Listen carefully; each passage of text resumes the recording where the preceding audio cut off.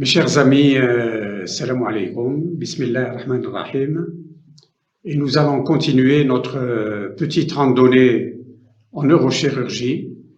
Et aujourd'hui, une randonnée particulière parmi les tumeurs intracrâniennes.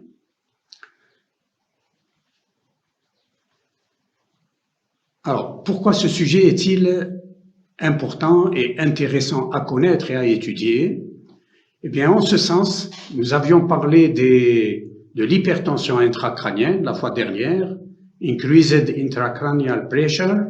Eh bien, il faut savoir que les tumeurs intracrâniennes sont source d'hypertension intracrânienne, comme l'accident vasculaire cérébral ischémique, comme aussi l'hémorragie intracrânienne, l'abcès du cerveau, les parasitoses dans notre pays. Le kyste hydatique est toujours diagnostiqué, et enfin aussi des malformations congénitales telles que la sténose de l'aqueduc de Sylvius chez le tout petit, ou encore la malformation d'Arnold-Chiari chez l'enfant, l'adolescent et aussi l'adulte.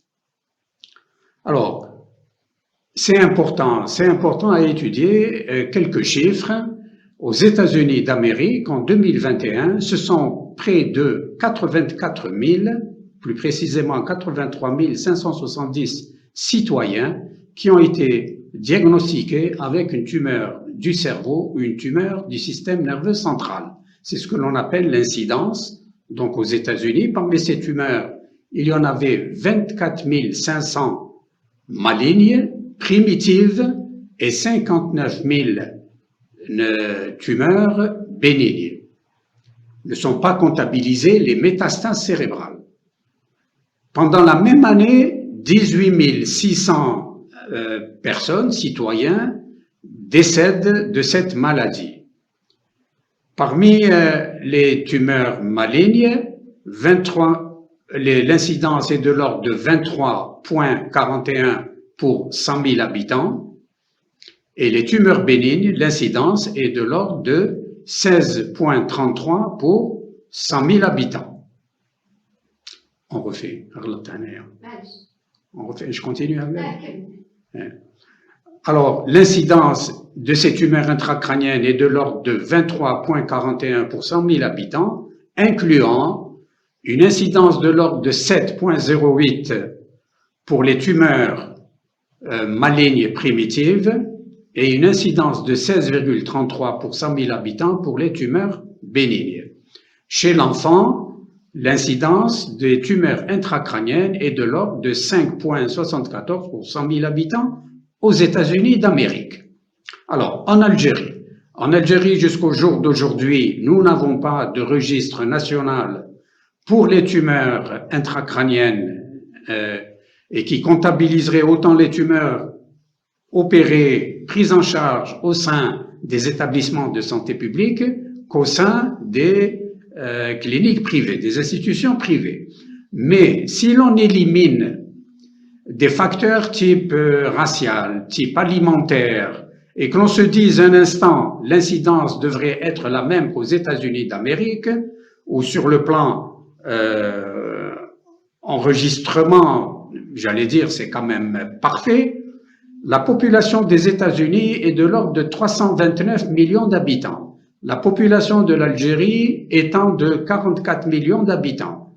La population de l'Algérie est 8 fois moindre. Ce qui signifie que si l'on voudrait avoir une idée approximative des cas réels, il faudrait diviser par 8 les différents chiffres que je viens de donner, c'est-à-dire que l'on aurait pendant l'année 83 000 que divise 8, près de 10 000 tumeurs intracrâniennes, que l'on devrait avoir près de 2000 à 2500 malades qui décèdent d'une tumeur intracrânienne, et ainsi de suite, en divisant donc les chiffres américains par 8. Quelle est la prévalence? En 2019, toujours, notre référence est donc les États-Unis d'Amérique. En 2019, 700 000 Américains ont vécu avec une tumeur intracrânienne. Parmi celles-ci, près de 70% sont des tumeurs bénignes et 30% sont des tumeurs malignes. Et alors, les enfants et les adolescents, ce sont 28 000 qui ont vécu avec aussi une tumeur intracrânienne. Quant aux métastases cérébrales, elles sont comptabilisées entre 70 000 et 170 000 métastases, sachant que les métastases parfois ne vont pas chez le neurochirurgien, mais qu'elles vont directement en oncologie, chimiothérapie et radiochirurgie.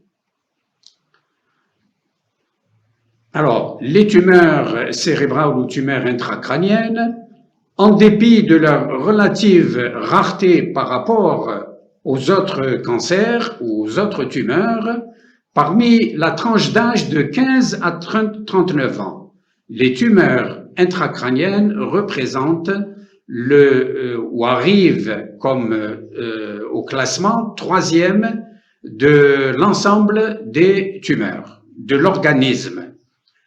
Chez les sujets âgés de 40 ans et plus, elles sont source de décès en se classant au 3e rang.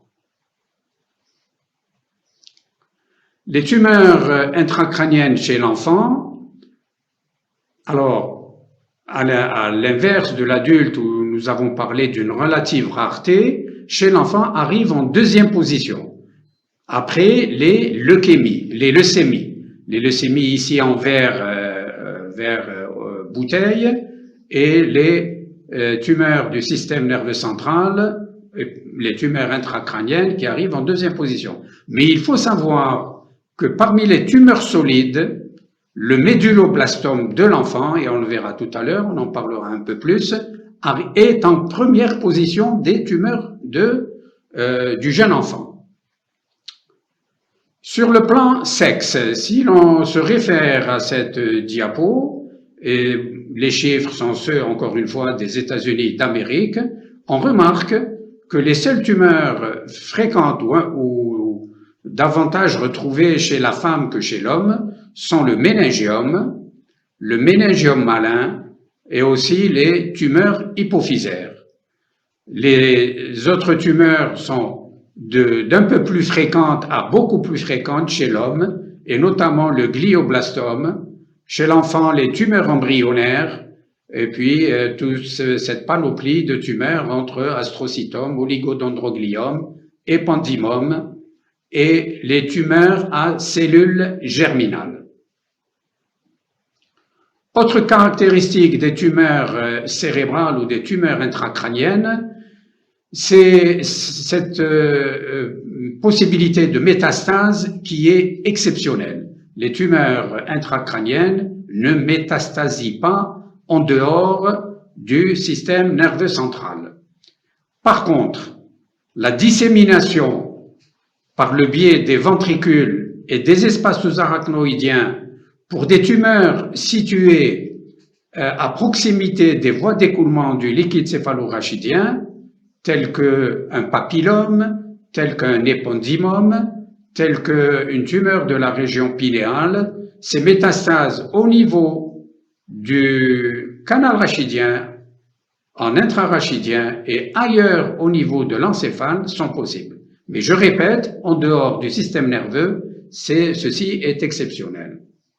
Quels sont les facteurs de risque pour voir apparaître une tumeur cérébrale? Le seul facteur environnemental rapporté pour voir apparaître une tumeur cérébrale, et en particulier le méningiome, c'est la radiothérapie. Des malades qui ont subi de la radiothérapie il y a 20-30 ans ont plus de chances de voir apparaître chez eux un méningiome que des malades qui n'ont pas eu de radiothérapie. C'est aussi la neurofibromatose type 2, comme phacomatose, qui a un haut risque de développer un méningiome, et aussi certaines pathologies héréditaires telles que les syndromes de Turco type 1 et type 2 pour voir apparaître chez l'enfant un médulloblastome ou chez l'adulte un gliome.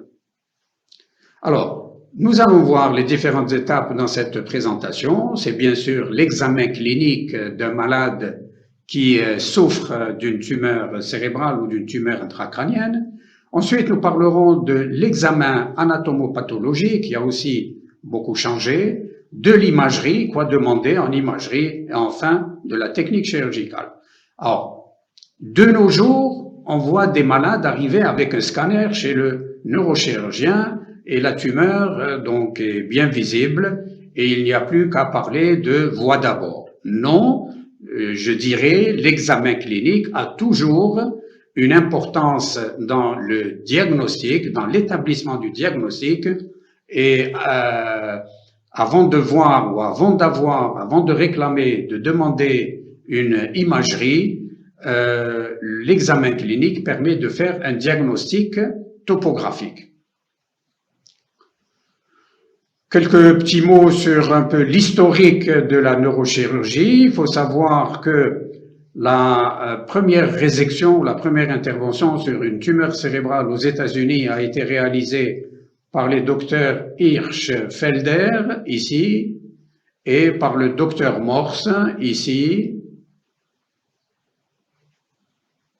ceci en 1886.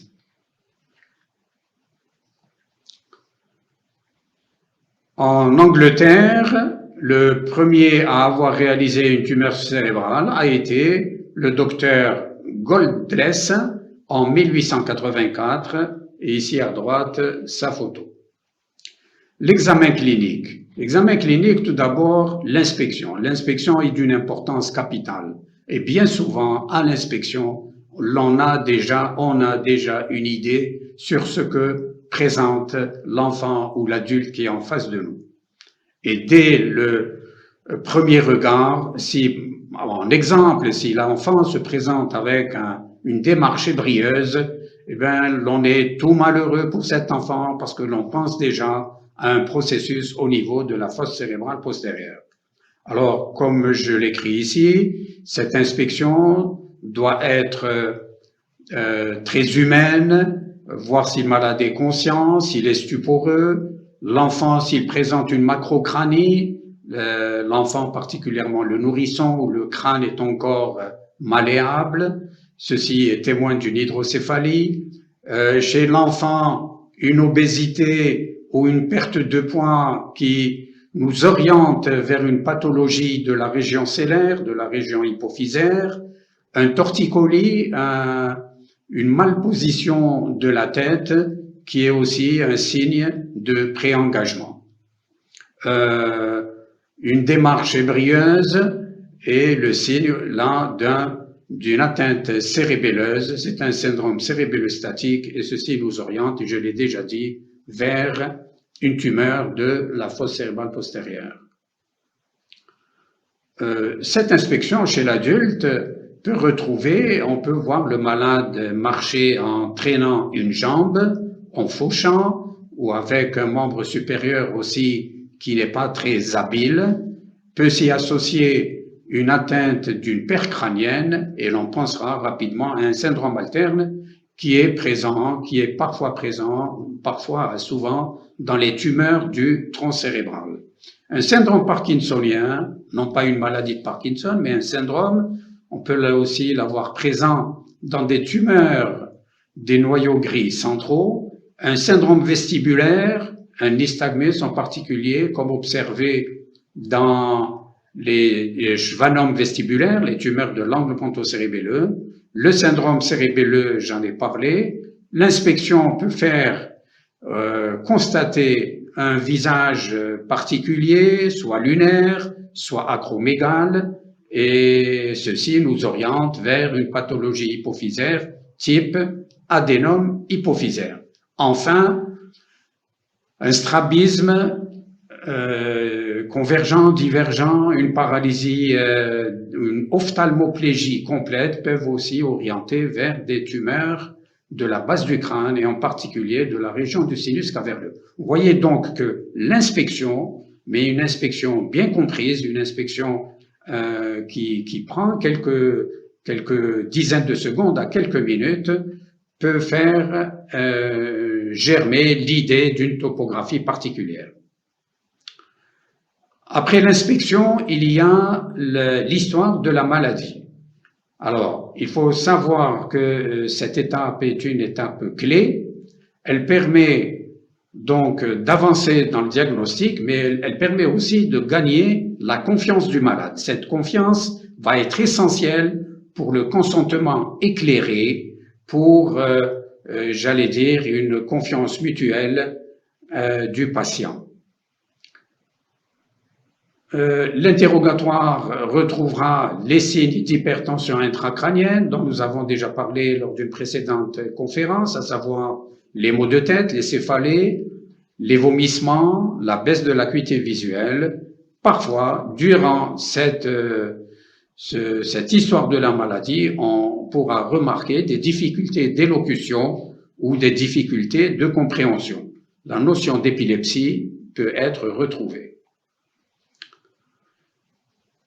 L'examen clinique, il est classique, donc les pairs crâniens, l'examen de l'extrémité céphalique, l'examen des membres supérieurs, l'examen des membres inférieurs, motricité, sensibilité, réflexe ostéotendineux, tonus, et tout ceci va nous faire orienter vers une localisation au niveau d'un lobe, à l'étage sustentoriel ou au niveau de l'hémisphère cérébelleux, parfois des signes en faveur d'une atteinte plurilobaire ou multilobaire.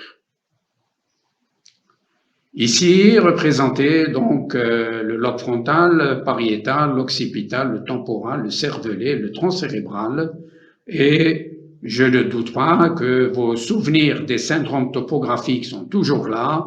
Donc ici à gauche, les signes d'hypertension intracrânienne auxquels ont été associés l'épilepsie, les déficits moteurs, et ici les syndromes topographiques des différentes régions de l'encéphale.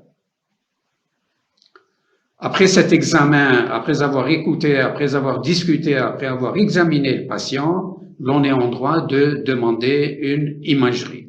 Alors cette imagerie, il faut tenir compte de la topographie, de ce que l'on a retrouvé lors de l'examen, mais aussi du rapport coût-efficacité de l'examen que l'on va demander.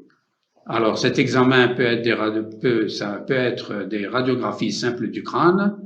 Bon, celles-ci sont abandonnées, sont pratiquement abandonnées, mais elles peuvent être intéressantes pour nous montrer parfois des hyperostoses qu'on peut retrouver dans des méningiums calcifiés, des calcifications dans les crâniopharyngiomes ou encore une déviation de la glande pinéale. Mais retenons que cet examen n'est pas d'une grande utilité, sauf cas exceptionnel. Le scanner peut être un examen de débrouillage, mais l'examen de choix est l'IRM de nos jours, le PET scan qui peut être demandé également, et l'ultrasonographie ou échographie qui peut être demandée en préopératoire chez un nourrisson ou qui peut être aussi d'une assistance confirmée en péropératoire dans la chirurgie des malades éveillés. Voilà donc le scanner qui est la technique se base sur une absorption spécifique de rayons X par les différents tissus. L'IRM, alors à l'inverse du scanner, il n'y a pas de radiation, il n'y a pas de rayons X. C'est une interaction entre un champ magnétique créé par la machine et les atomes d'hydrogène. À retenir que les radios simples du crâne et le CT scanner, la tomodensitométrie, sont source donc de radiation qui peut être dangereuse lorsque ces examens sont répétés. Le scan, il est demandé avec son produit de contraste, il fait partie de la réception du malade dans le cas de l'urgence. On peut demander un angioscanner qui peut nous visualiser une tumeur hypervascularisée. Et comme je l'ai dit précédemment, on peut montrer les structures osseuses, des calcifications, une hyperostose. le scanner est formellement contre-indiqué chez la femme enceinte et quand il est répété, il devient dangereux chez l'enfant.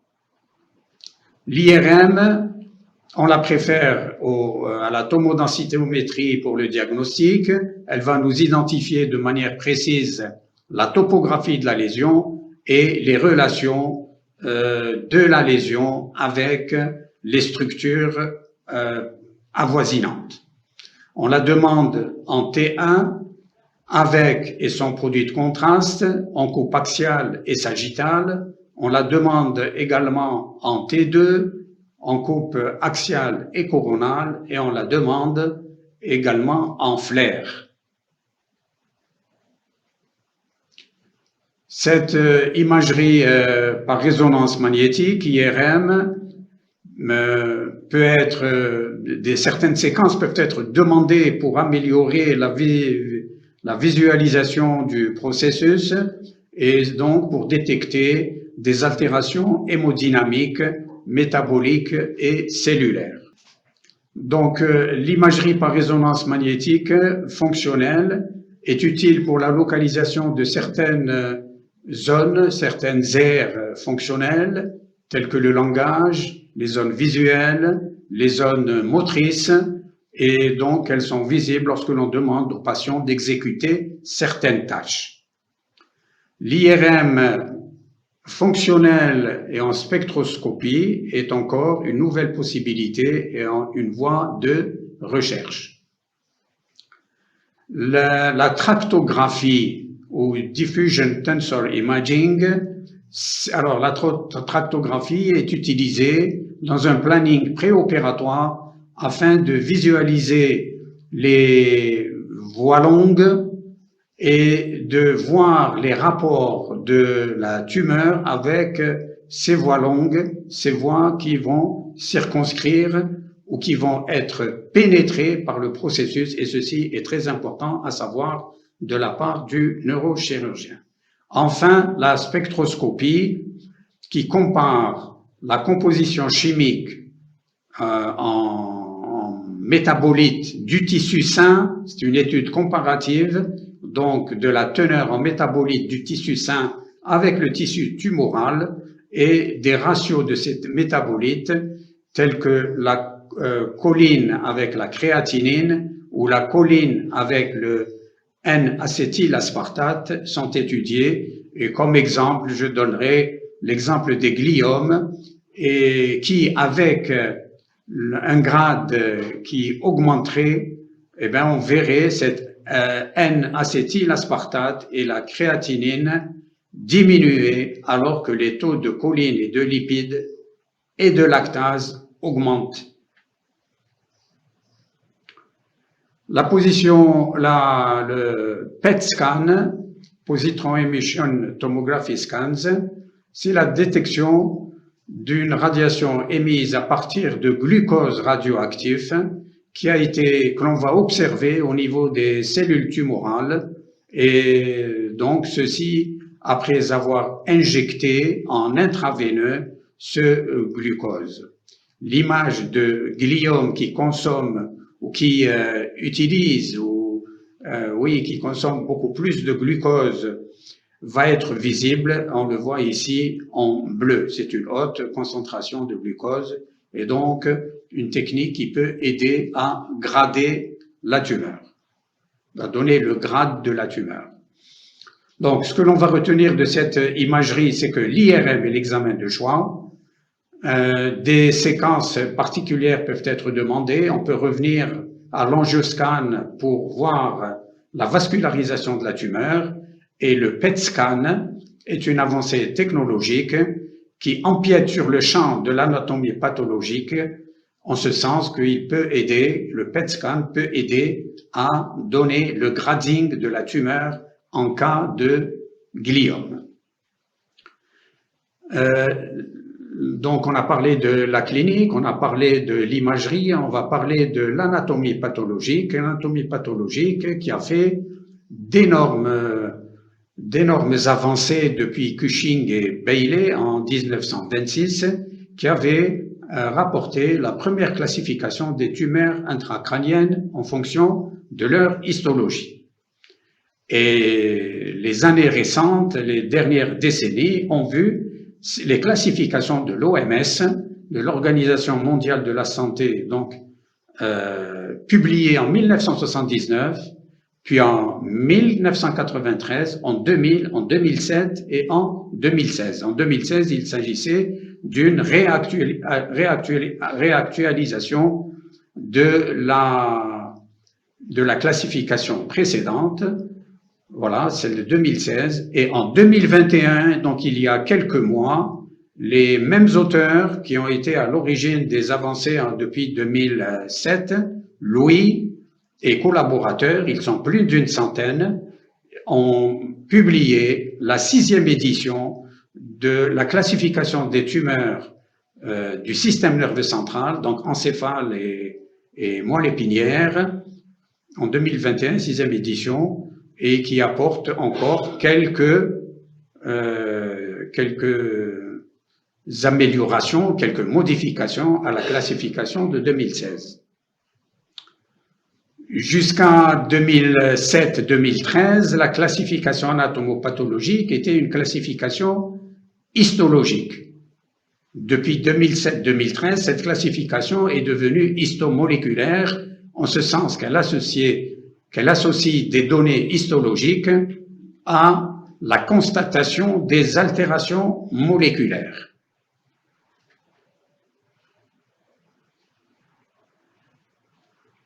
Voilà, c'est un peu ce que je viens de dire, alors que la classification ou l'interprétation était histologique, c'est-à-dire de ce que l'on observait sous microscope, le diagnostic anatomopathologique est devenu intégré.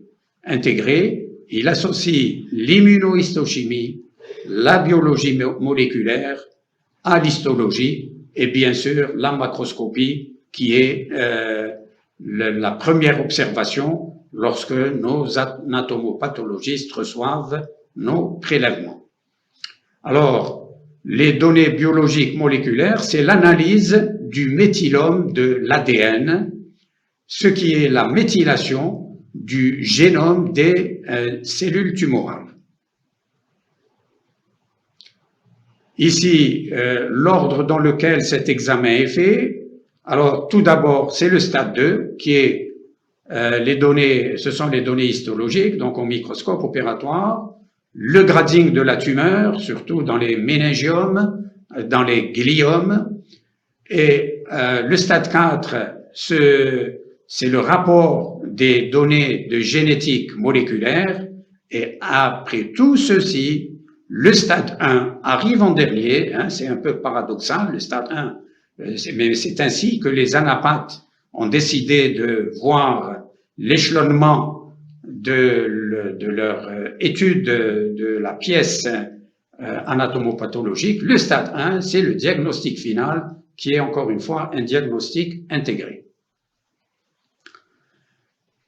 Ici, alors toujours dans cette anatomopathologique, rapporté en vert foncé, vert clair, vert pâle, et en bleu ici, donc de là, d'ici à ici, les tumeurs bénignes. Et vous voyez que ce compartiment de tumeurs bénignes, près de 3/4 des tumeurs, donc, sont essentiellement représentés par les méningiomes, 37%, par les adénomes hypophysaires, par les schwannomes vestibulaires et d'autres tumeurs qui ne sont pas malignes, tels que le craniopharyngiome, le papillome, le kystroloïde du 3e ventricule, le pinéalome et l'astrocytome pilocytique.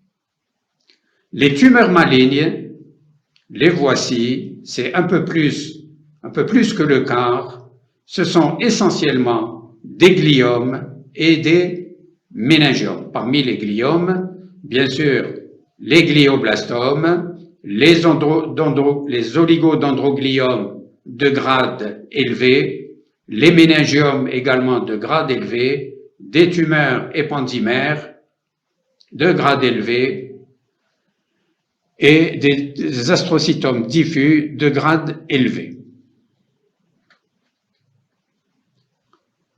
Les tumeurs de l'encéphale, les tumeurs du cerveau, les tumeurs intracrâniennes peuvent aussi être classées, et ça c'est surtout le spécialiste en imagerie qui voit les choses ainsi, en tumeur axiale.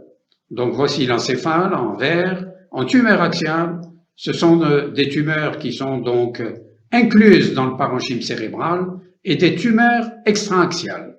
Tumeurs extraaxiales sont représentées par les méningiomes qui dérivent de la cellule arachnoïdienne, les adénomes pituitaires qui dérivent des cellules de l'hypophyse, les schwannomes qui dérivent des cellules des gaines de Schwann, le kyste épidermoïde et le craniopharyngium qui dérivent des résidus, des vestiges de la poche de la tige reliant, de la tige pituitaire, donc reliant l'hypothalamus à l'hypophyse.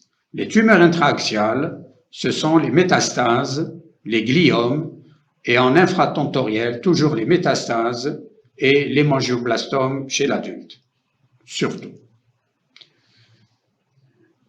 Chez l'adulte, quelles sont les tumeurs les plus fréquentes? Donc, parmi les gliomes bénins, bien sûr, les gliomes malins avec le glioblastome. Parmi ces glioblastomes, on distingue des glioblastomes de novo, c'est-à-dire que le malade, et même s'il avait bénéficié d'IRM avant sa maladie, il n'y avait pas de tumeur, ils sont dits de nouveau, à l'inverse des glioblastomes secondaires qui se sont constitués à partir de gliomes de bas grade non opérés ou opérés en réalisant des résections partielles. Les autres gliomes sont les astrocytomes, nous l'avons dit, anaplasiques et aussi les oligodendrogliomes. Parmi les tumeurs bénignes de l'adulte, les méningiomes qui représentent 35 à 38% de ces tumeurs, des tumeurs de l'adulte, et l'adénome hypophysaire en deuxième lieu, qui représente entre 14 et 16% des tumeurs de l'adulte. Chez l'enfant, là aussi, des tumeurs axiales et des tumeurs extraaxiales. Les tumeurs axiales, le gliome, en particulier le gliome des voies optiques, l'amartome, et les tumeurs extraaxiales vont être représentées par les germinomes et les craniopharyngiomes.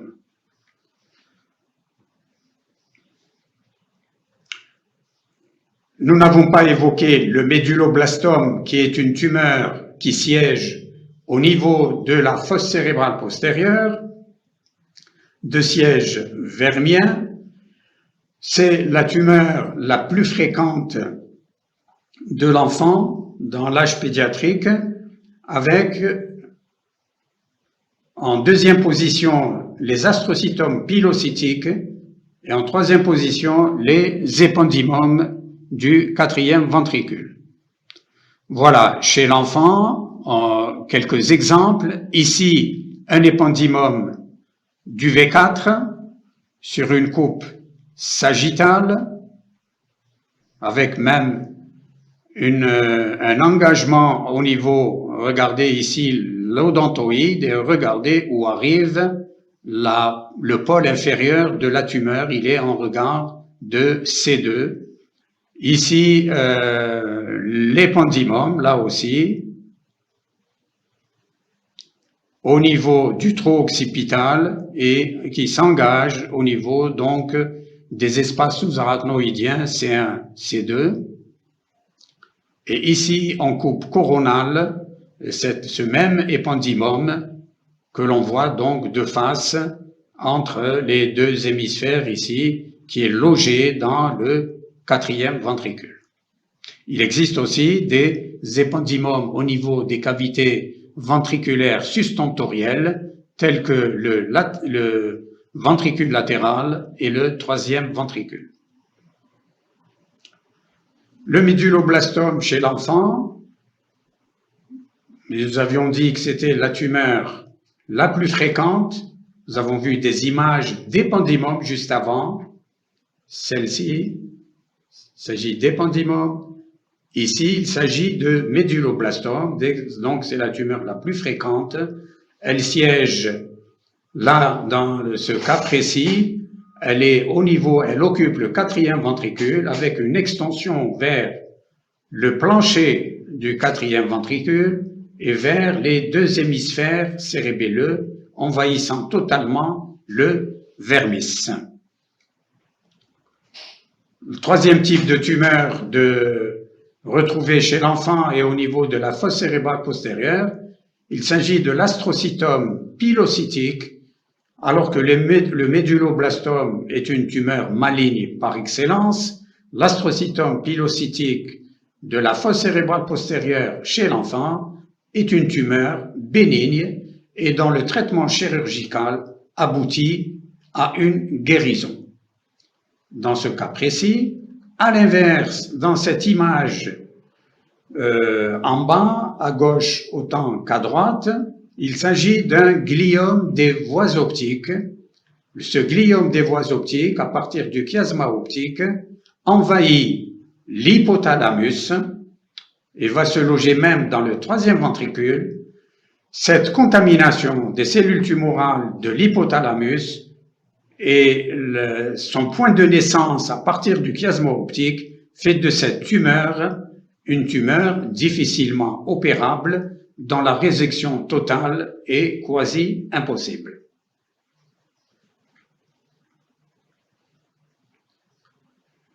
Les tumeurs, encore, voilà, on aura passé en revue les 4 tumeurs de l'enfant, l'épendymome, le médulloblastome hautement malin, le gliome, et en particulier l'astrocytome pilocytique, la fosse cérébrale postérieure et le gliome des voies optiques. Et ici, une autre tumeur qui pose d'énormes problèmes autant aux oncologistes qu'aux neurochirurgiens, c'est la tumeur du tronc cérébral. Alors imaginez un tronc cérébral tumoral. Tronc cérébral où transitent les voies longues de la motricité, où transitent les voies longues de la sensibilité, où nous avons les noyaux réels des différentes pertes crâniennes et où nous avons aussi les différents centres végétatifs. Ici, sur une coupe axiale, en avant du 4e ventricule, c'est le tronc cérébral, mais malheureusement pour cet enfant, ce tronc cérébral est tumoral. Sur cette coupe sagittale, c'est le tronc cérébral, mais malheureusement pour cet enfant, le tronc cérébral est totalement tumoral. Et ici, un autre cas de tumeur du tronc cérébral, localisé dans sa partie inférieure sur cette coupe sagittale, on voit un processus qui est hétérogène et qui signe un haut degré de malignité.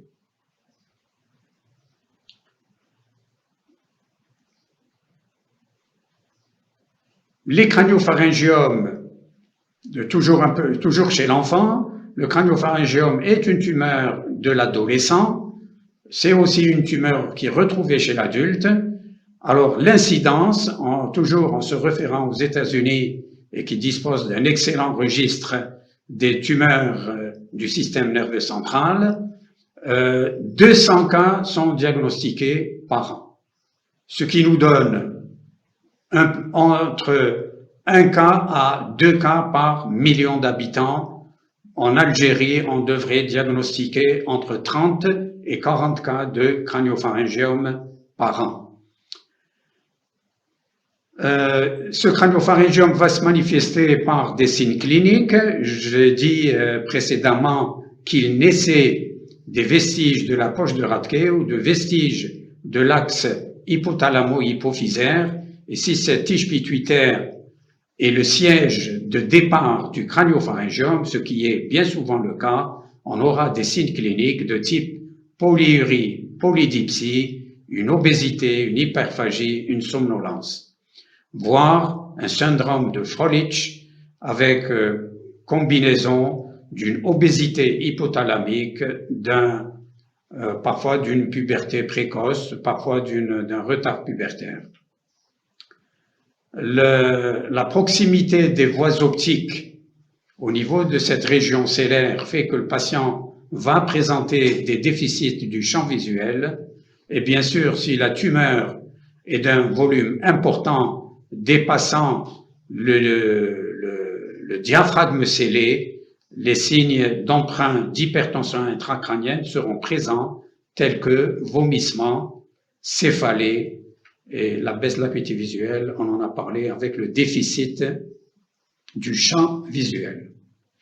Voici ici une image IRM de crânio-pharyngiome. Vous voyez une tumeur qui est localisée dans la région cellaire, qui a un prolongement sous-frontal qui envahit l'hypothalamus, et sur le vu de cette IRM, l'on sait déjà que l'intervention chirurgicale va être problématique et certainement pas une exérèse totale, combien même il existe une partie kystique que l'on voit ici avec des calcifications que l'on voit en transparence. Le contenu de la cavité kystique dans le crânio-pharyngiome a un aspect bien particulier. Il est dit en huile de moteur usée et donc en son sein, il y a ces calcifications que l'on voit bien sur cette image péropératoire. Ici, c'est le cas d'un crânio-pharyngiome un peu ectopique. Il est intraventriculaire, donc une tige pituitaire qui devrait être exempte de cellules tumorales sur cette coupe sagittale. Sur cette coupe coronale, on voit les deux ventricules latéraux. Le troisième ventricule est occupé par la tumeur. Et ici, une image post-opératoire. Chez l'adulte, les gliomes, on distingue, suivant le grading, des gliomes bénins et des gliomes malins. Le premier de bas grade donc inclut les astrocytomes pilocytiques, non infiltrants, et les gliomes diffus ou infiltrants. Donc les gliomes grade 2 comprennent l'astrocytome de grade 2, le xanthoastrocytome pléomorphe, le gangliogliome et le gliome angiocentrique. Parmi le second groupe de haut grade, grade 3 et 4, on a l'astrocytome anaplasique, le xanthoastrocytome pléomorphe anaplasique et le glioblastome, on en a parlé. Le glioblastome de novo, dont il se développe sans qu'il y ait d'antécédents de tumeurs gliales de bas grade auparavant, et le glioblastome secondaire à la présence d'un gliome de bas grade opéré ou non opéré. Voici ici un gliome de grade intermédiaire, de grade 2, en région donc à gauche. Il est un peu pré-rolandique et donc c'est un malade qui va être opéré, malade éveillé avec stimulation péropératoire afin d'éviter les déficits fonctionnels post-opératoires au niveau du langage ou encore au niveau de la zone, au niveau de la motricité, puisque la voie motrice, l'R4 de Rolando, est un peu postérieure, mais pas trop loin. Voilà ici, donc ce malade a été opéré. Vous avez ici le lit opératoire, post-opératoire, le lit opératoire, et ici les images post-opératoires. Je vous remontre l'image préopératoire, la voici, et l'image post-opératoire, donc avec cette cavité résiduelle, avec exérèse macroscopiquement totale du gliome de grade 2. Ici, un autre cas, une tumeur, là aussi, qui est un peu plus postérieure, donc toujours à gauche, qui se rapproche un peu plus de la zone R4 de Rolando, sur une coupe axiale, sur une coupe sagittale, et ici, des vues opératoires pour imager un peu notre conférence. Ici, l'utilisation de l'échographie péropératoire. Vous voyez ici cette grosse veine que l'on retrouve ici, l'image de l'échographie, la voilà. Donc l'échographie, et ensuite c'est la stimulation péropératoire, donc à la recherche, le malade est éveillé et on observe ses réponses, et ici l'exérèse qui va commencer avec le territoire bien défini, bien délimité. Voilà une vue péropératoire d'une chirurgie de gliome. Le glioblastome. Alors, chez l'enfant, ce qui nous donne des frissons, c'est ce qui nous rend malheureux, c'est lorsque un diagnostic, déjà à l'imagerie, est en faveur de médulloblastome, ou encore, comme vous avez vu, ces tumeurs diffusent au tronc cérébral. On est malheureux et on comprend, c'est-à-dire que même si les parents ne sont pas bien au courant, on se met à leur place et on se dit, qu'est-ce qui peut nous attendre lorsque le résultat ANAPAD va arriver? Mais dans le cas du médulloblastome, quand il est bien opéré, sachant que c'est une tumeur maligne, bien opéré suivi d'une chimiothérapie convenable, on observe des guérisons dans 3/4 des cas, dans 75% des cas. Chez l'adulte, le glioblastome. Une image en faveur du glioblastome, eh bien là aussi, l'on est consterné, l'on est affaibli, parce que depuis 60 ans, et autant aux États-Unis qu'ailleurs dans le monde, au Japon, en Russie, en Afrique du Sud, rien n'a évolué, rien ne s'est amélioré, et la survie d'un malade chez qui un diagnostic de glioblastome est posé est comprise entre 2 mois et 18 mois dans le meilleur des cas. Après ces tumeurs gliales, ces tumeurs qui sont intra-axiales, nous allons parler d'une tumeur beaucoup plus favorable sur le plan pronostic, c'est le méningiome. Tumeur bénigne, je le répète, qu'on retrouve chez 37% des cas des tumeurs intracrâniennes et qui est particulièrement fréquente chez la femme, 3 femmes pour 2 hommes. Les méningiomes de l'adulte,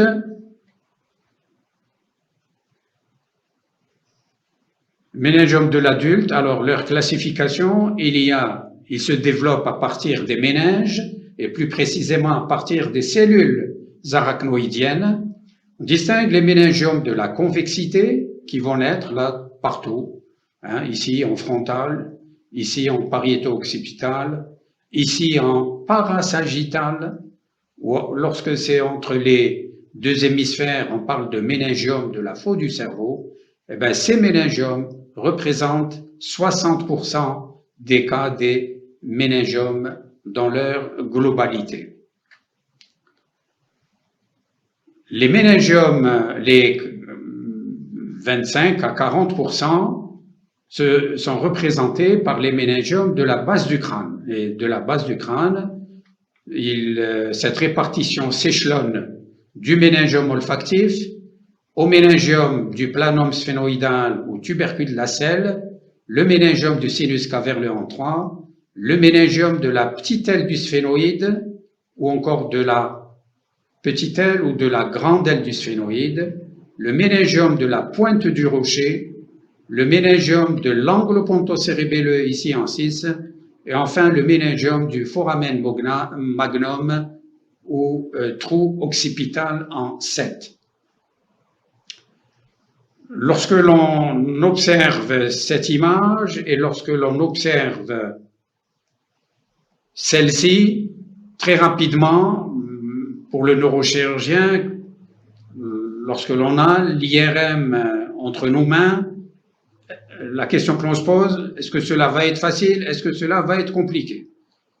Il est plus facile d'opérer un méningiome de la convexité qui est à la surface du cerveau que d'opérer un méningiome de la base du crâne, et la difficulté, comme par hasard, va d'avant en arrière, c'est-à-dire il est plus facile d'opérer un méningiome olfactif qu'un méningiome du sinus caverneux, et puis les difficultés vont grandissantes, quoique le méningiome du sinus caverneux reste le problème, j'allais dire, numéro 1 dans les interventions chez le neurochirurgien. Il faut savoir que dans le monde entier, je dis bien, il y a quelques experts qui s'aventurent à opérer à l'intérieur du sinus caverneux.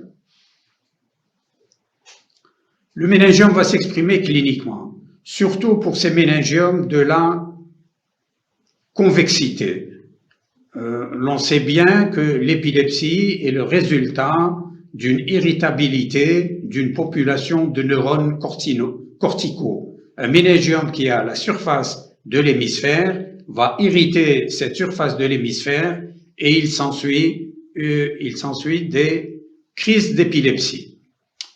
Ensuite, les signes cliniques, comme on l'a dit au tout début, vont être fonction de la localisation du méningiome. Ça peut être une faiblesse musculaire au niveau d'un membre, des difficultés de langage, une baisse de l'odorat ou anosmie dans les méningiomes olfactifs, une diminution de l'acuité visuelle pour ces méningiomes, diminution de l'acuité visuelle, soit due, dont la cause est l'hypertension intracrânienne, soit due à la présence du méningiome au niveau de la région optochiasmatique.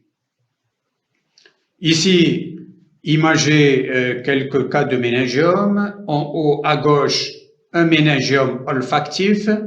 Il repose sur l'étage antérieur, sur l'ethmoïde ici. Ici, un peu plus derrière, olfactif, on passe juste derrière, c'est un méningiome du tubercule de la selle.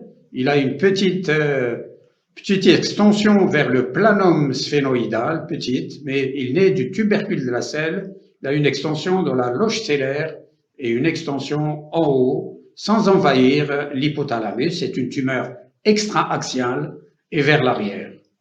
Ici, un méningiome du sinus caverneux qui a une extension au niveau de la fosse temporale, et pour le commun des neurochirurgiens, autant pour l'olfactif que pour le tubercule de la selle, l'exérèse peut être totale. Ici, l'exérèse est partielle pour le commun des neurochirurgiens et le malade est ensuite confié à la radiochirurgie.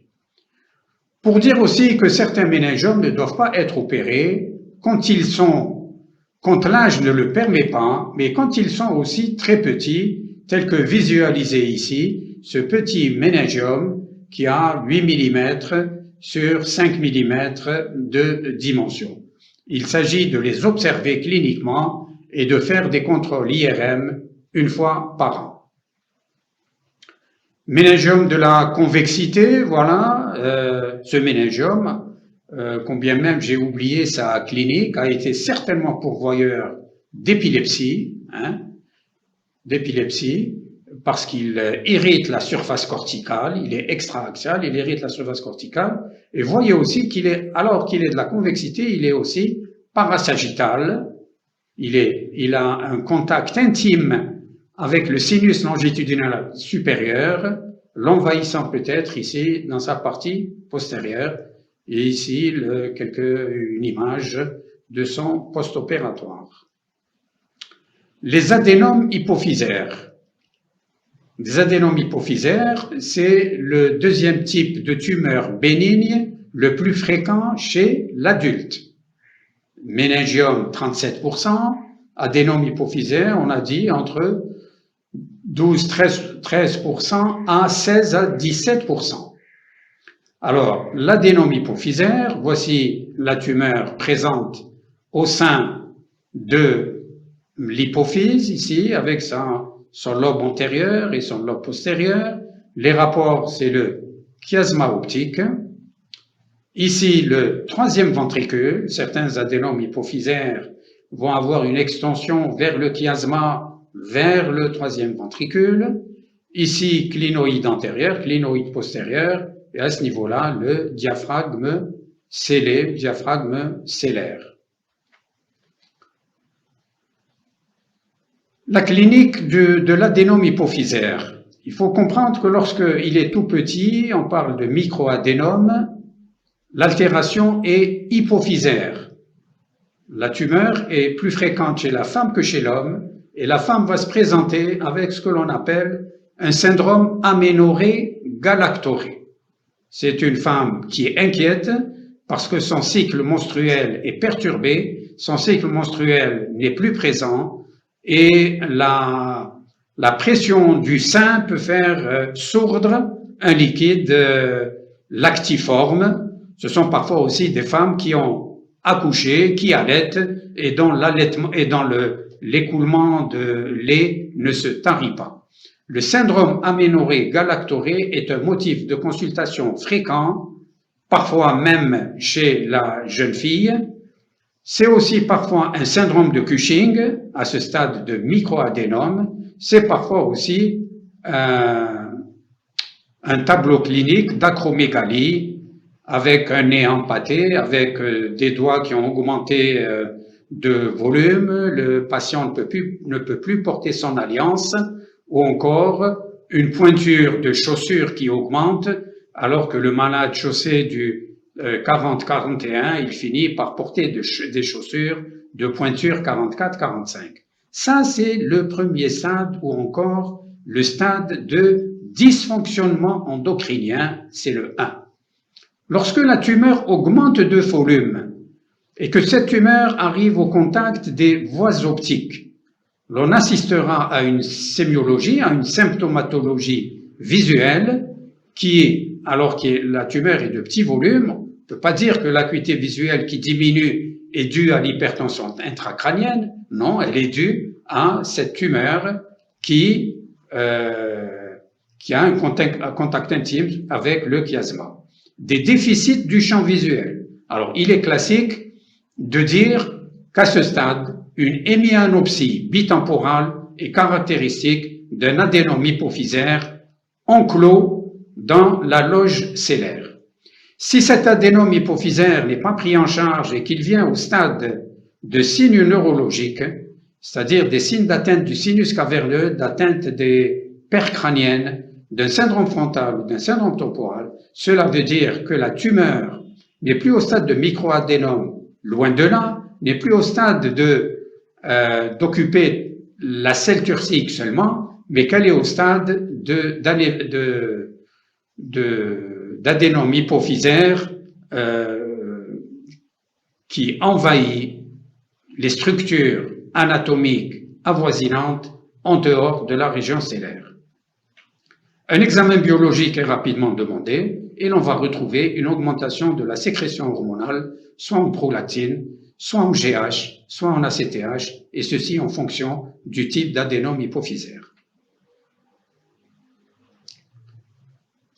Sur le plan IRM, le spécialiste en imagerie définit le microadénome comme une tumeur de moins de 10 mm de grand diamètre, le macroadénome comme une tumeur de plus de 10 mm de grand diamètre. Voilà un peu ce que j'ai dit auparavant. Le traitement, il est médical, ça peut être une observation, donc comme disent les Anglais, wait and check, attendre et contrôler. Mais dans les cas de le traitement médical a bien fait sa preuve, dans les cas d'adénome à prolactine, de microadénome à prolactine, et bien souvent, l'on assiste à une diminution du taux de prolactine qui revient à des taux normaux et à une régression des signes cliniques, autant la réinstauration du cycle menstruel que le tarissement de l'écoulement mammaire. Sur le plan chirurgical, aujourd'hui, les adénomes hypophysaires, quand l'indication opératoire est posée, sont opérés par voie endoscopique endonasale. Les schwannomes vestibulaires, c'est le 4e type de tumeur le plus fréquent chez l'adulte. La répétition fixe les idées, donc en premier le méningiome, en deuxième l'adénome hypophysaire et en troisième le schwannome vestibulaire. C'est 7 à 8% des tumeurs intracrâniennes de l'adulte âgé de 30 à 45 ans. Les signes cliniques, c'est une diminution de l'acuité auditive, c'est le malade qui va venir et qui va dire, en utilisant mon téléphone, je l'utilise de préférence à droite ou à gauche, sachant que le côté contralatéral, il m'est difficile d'entendre. Donc la diminution de l'acuité auditive, un nystagmus qui fait partie du syndrome vestibulaire, le syndrome vestibulaire, avec ces signes tels que vertige que l'on retrouvera, ou encore un signe de Rombert. Ici, imagé un schwannome vestibulaire, en partie kystique, ils peuvent être kystiques, et on voit bien ici, si l'on ne peut pas agrandir l'image, mais on voit bien son point de départ du conduit auditif interne. En effet, le schwannome vestibulaire naît du nerf vestibulaire à l'intérieur du conduit auditif interne. Ici, un autre schwannome vestibulaire, et ici à droite, les images post-opératoires. Voilà, on a beaucoup parlé des tumeurs primitives autant chez l'enfant que chez l'adulte.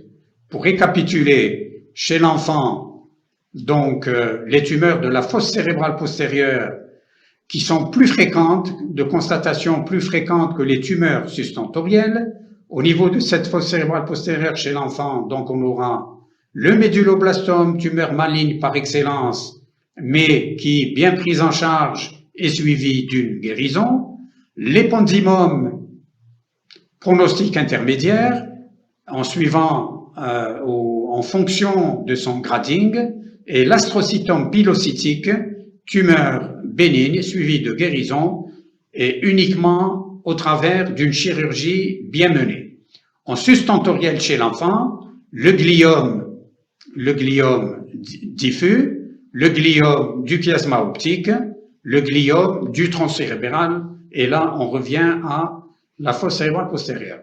Chez l'adulte, les gliomes bénins, les gliomes malins, avec le glioblastome de novo et le glioblastome secondaire, les tumeurs bénignes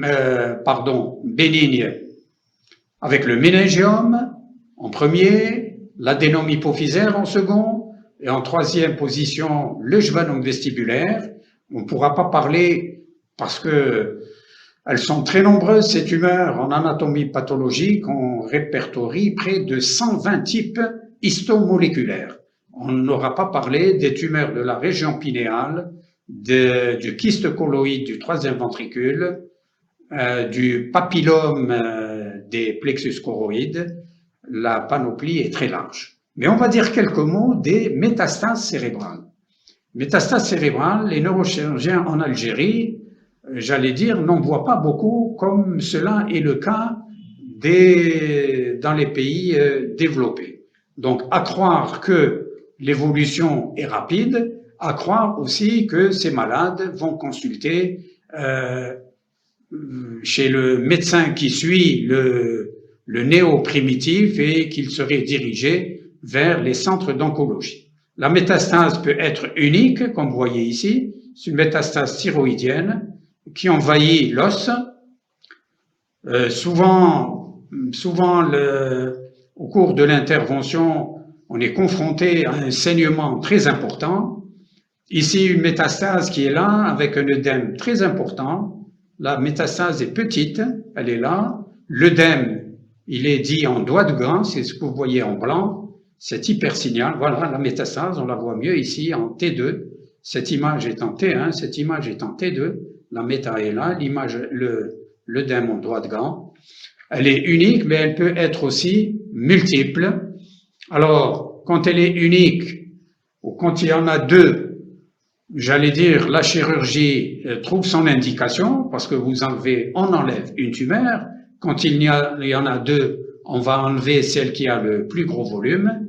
Mais parfois, elles sont nombreuses, leur nombre est supérieur à 3, supérieur à 4, et dans ce cas-là, ces malades doivent être orientés en radiochirurgie, irradiation multifaisceau ou gamma knife.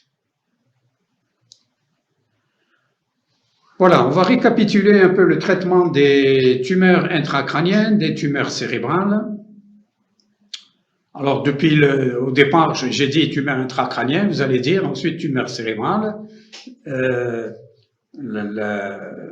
Tout le monde s'est mis d'accord que pour tout ce qui est à l'intérieur du crâne est dit en anglais américain, tumeur cérébrale. Combien même le point de départ n'est pas le cerveau, comme pour le méningiome, qui est une tumeur extra-axiale mais qui est aussi appelée tumeur cérébrale. Donc, tumeur intracrânienne, tumeur cérébrale, c'est un peu la même signification. On exclut toutefois les tumeurs de l'orbite. Quel est le traitement? Le traitement, il est médical.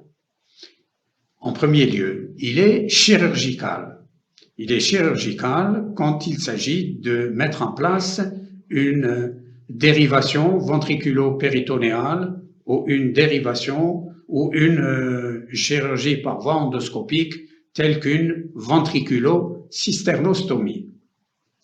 La chirurgie proprement dite va de la simple biopsie à l'exérèse totale.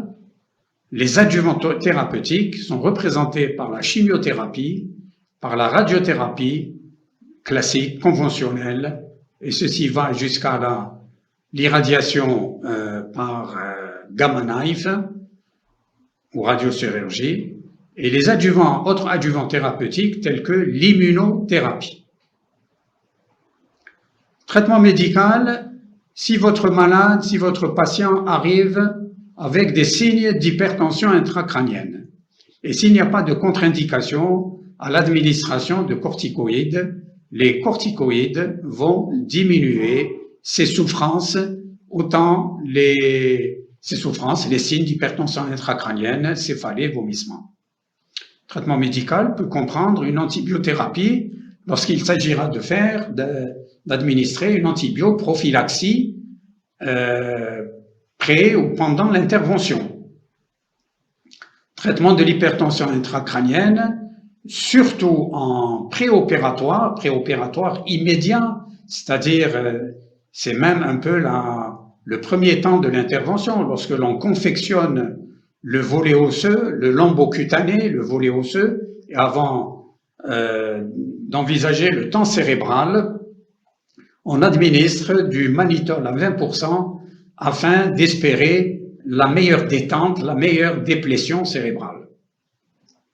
Les anticonvulsivants, lorsque le malade a été sous antiépileptique, ou lorsque l'on redoute l'installation d'une épilepsie post-opératoire ou péropératoire, comme dans la chirurgie sur malade éveillé, les anticoagulants, bien sûr, le post-opératoire, les adjuvants thérapeutiques, qui sont les antimitotiques, la chimiothérapie, ne pas oublier chez les enfants, mais aussi chez les adultes, le support neurocognitif et le support psychologique, le support même scolaire chez des enfants qui vont être opérés pour crânio-pharyngio ou pour tumeur de la fosse cérébrale postérieure. Et enfin, la rééducation chez des malades qui présentent des déficits moteurs et qui ne récupèrent pas en totalité. Alors, le traitement chirurgical des tumeurs cérébrales, comme je l'ai dit, donc il va de la simple biopsie à la chirurgie à ciel ouvert. La biopsie, elle est stéréotaxique, avec un cadre de stéréotaxie, donc c'est une aiguille qui va pénétrer, qui va faire le prélèvement d'une carotte du tissu tumoral, avec au préalable un scanner ou une IRM. Donc, ce sont des biopsies IRM guidées ou scano-guidées. La biopsie peut être aussi à ciel ouvert pour diverses raisons, des difficultés en cours d'intervention. On est amené à faire un petit prélèvement et c'est ce que l'on appelle une biopsie. La chirurgie peut voir son champ s'élargir à une exérèse partielle, une exérèse large, à une exérèse totale. Les buts du traitement chirurgical. Le but du traitement chirurgical, c'est bien sûr, lorsque l'on redoute une tumeur maligne, c'est carrément le décès, la mauvaise évolution. Et je pense au méduloblastome. S'il n'est pas opéré, alors que je parlais de guérison, s'il est bien pris en charge, opéré, chimiothérapie, c'est une guérison. Mais si on le laisse traîner, ça peut être un décès peut suivre. Le glioblastome, malheureusement, les choses n'ont pas beaucoup évolué, c'est 50 ans, mais il faut quand même avoir la preuve histologique avant d'envisager une radiothérapie. Donc, c'est améliorer le confort, le status fonctionnel du malade. C'est aussi faciliter la prise en charge à l'entourage du patient.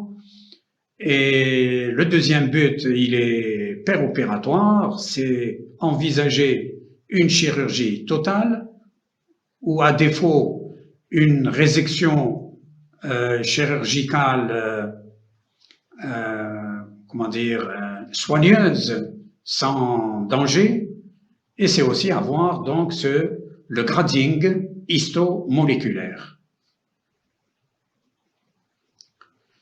Voilà, donc un peu ce que j'ai dit. La chirurgie stéréotaxique, la procédure se fait avec un cadre de stéréotaxie. Ceci est indiqué dans le cas de tumeurs profondes, profondément situées, voisines des noyaux gris centraux, au niveau du tronc cérébral. Et cette biopsie permet donc prélèvement d'une carotte de tissu, mais elle peut aussi permettre l'évacuation d'un liquide kystique, ce qui peut soulager le malade.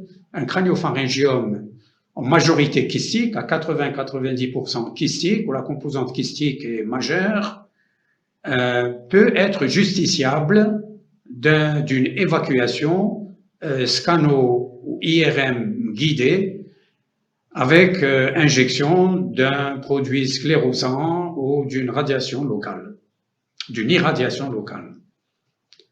Les interventions à ciel ouvert, deux modalités, donc au travers d'une craniectomie, un lambeau cutané est tracé, le lambeau cutané est incisé, nous sommes sur le plan osseux, on réalise un volet osseux, le volet osseux est soustrait et on a en face de nous la dure mère, donc la dure mère est ouverte et la voie d'abord choisie peut être alors démarrée. Pour les tumeurs, et ce qui se fait de plus en plus alors que la technique a commencé il y a autour de 20 ans, pour les tumeurs situées au voisinage de zones hautement fonctionnelles, les zones du langage, les zones de la motricité, les zones du cortex visuel aussi, la stimulation péropératoire sur malade éveillé est de plus en plus utilisée. Le microscope opératoire est d'une grande aide. Le champ opératoire est amplifié, on voit mieux. Il faut un apprentissage particulier. Pardon. Tout comme la technique endoscopique, qui voit son champ s'élargir jour après jour et utilisée pratiquement dans tous les services de neurochirurgie. Les techniques retrouvées dans les pays développés, mais techniques aussi d'avenir, c'est la thérapie thermique par laser interstitiel, qui va utiliser des thermistances, des aiguilles thermistances, IRM guidées, et qui délivre une énergie au laser au sein du processus tumoral. C'est aussi l'aspiration ultrasonique qui va utiliser ces ondes ultrasoniques pour fragmenter, briser une tumeur en de multiples fragments. Comme technique aussi utilisée depuis quelques années, c'est la chirurgie guidée par fluorescence. L'acide aminolébulinique 5 est administré oralement et converti en processus métaboliques normaux au sein de l'organisme en refus.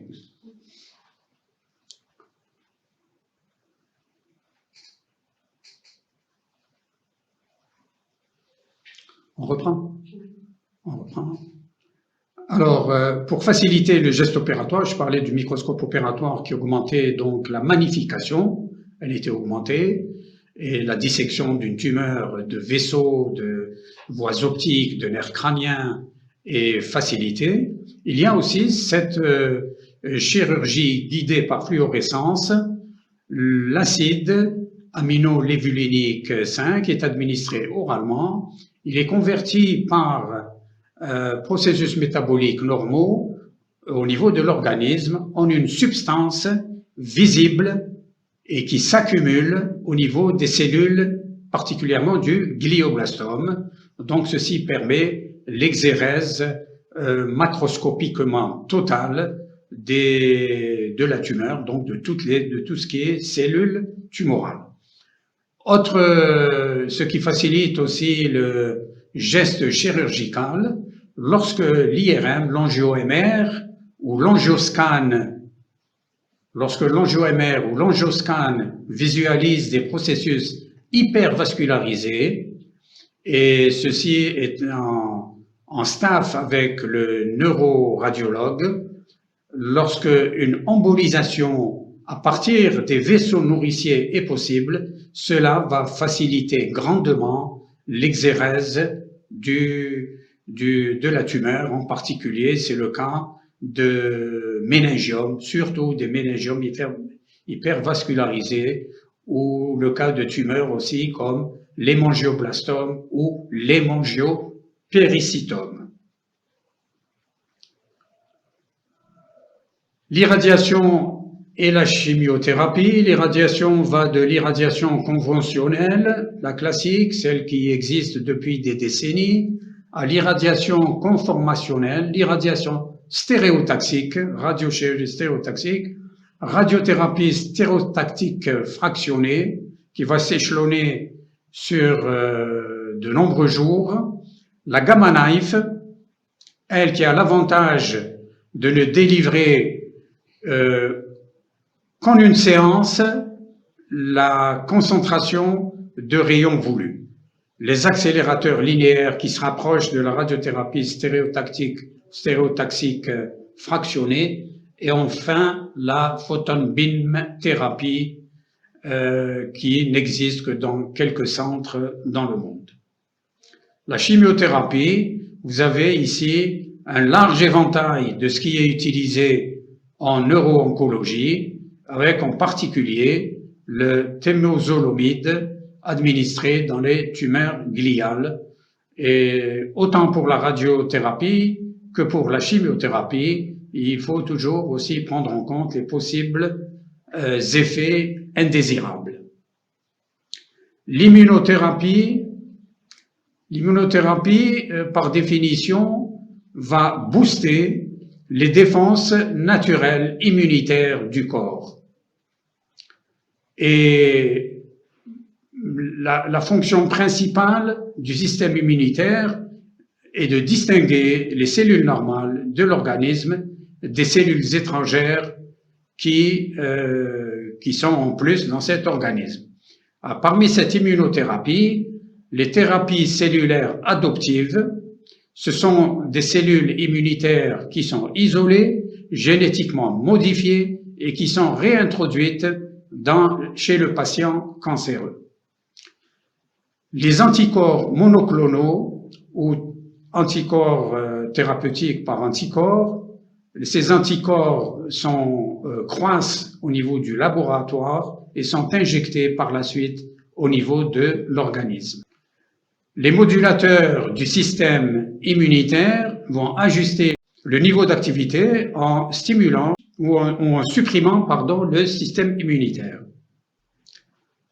Les perspectives d'avenir pour la chirurgie des tumeurs tumorales, nous l'avions dit, c'est l'ultrasonographie afin de fragmenter la tumeur par image guidée, le laser interstitiel, là aussi, comme thérapie thermique de ces tumeurs, les robots en chirurgie, en neurochirurgie particulièrement, l'immunothérapie, on en a parlé, et les vaccins anticancéreux, ce sont des virus qui sont capables de stimuler une réponse immunitaire antitumorale. Voilà, je terminerai par ces deux assertions. Celle de Clovis Vincent, qui est un neurochirurgien français qui a exercé il y a près de 60 ans et qui disait « Ce qui est impossible aujourd'hui ne le sera pas demain ». Et ça entre dans l'optimisme de l'être humain et dans les observations quotidiennes que nous faisons, les observations quotidiennes, les découvertes quotidiennes, autant en neurochirurgie que dans le domaine de la médecine en général ou que dans le domaine des technologies prises globalement.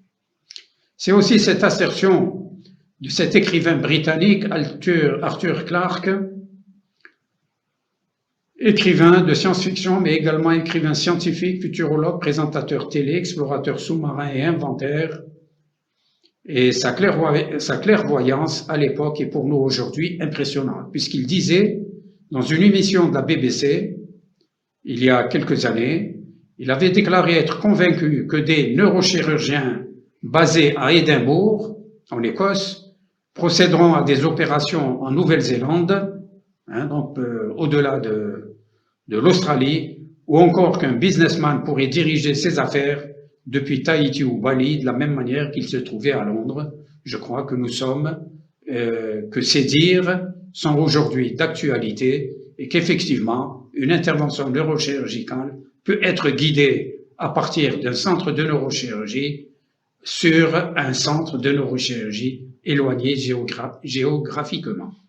Voilà, pour affirmer avoir été complet, certainement pas, parce que, comme je l'ai dit au passage, certaines tumeurs n'ont pas été étudiées, mais je pense que cela est suffisant pour les étudiants en graduation, pour ceux qui veulent découvrir un peu ce qu'est la tumeur du cerveau. Alors là, il y aura un peu trop de détails, manquent les techniques neurochirurgicales qui pourraient être abordées dans une future conférence, et là, on s'adressera aux étudiants en post-graduation, à ceux qui sont dans la spécialité. Je vous remercie, je vous dis bon courage et prenez soin de vos patients.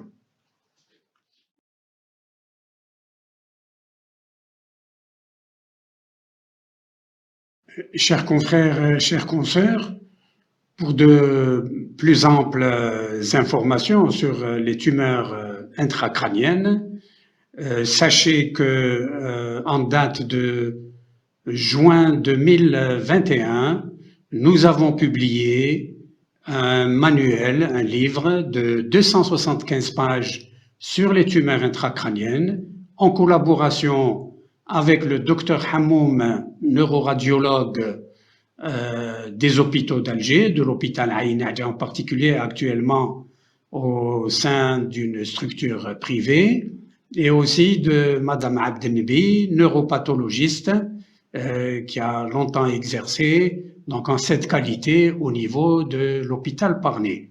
Un livre manuel qui est donc écrit par une équipe dans un cadre intégré, et pour chacune des tumeurs dont nous avons parlé et celles que nous avons oubliées volontairement, donc l'aspect clinique, l'aspect à l'imagerie, l'aspect en neuropathologie et la conduite à tenir, avec ce qui manquait aujourd'hui, les voies d'abord, comment opérer et les résultats donc de cette prise en charge. Ce livre est disponible au niveau de la maison d'édition Dar El Jazair, 6 à Birkadem. Vous allez avoir en à côté, donc sur l'image, le livre et l'adresse exacte et les téléphones pour ceux qui seraient intéressés à l'acquérir. Voilà, je vous remercie et en espérant avoir été utile dans une transmission d'informations scientifiques. Merci.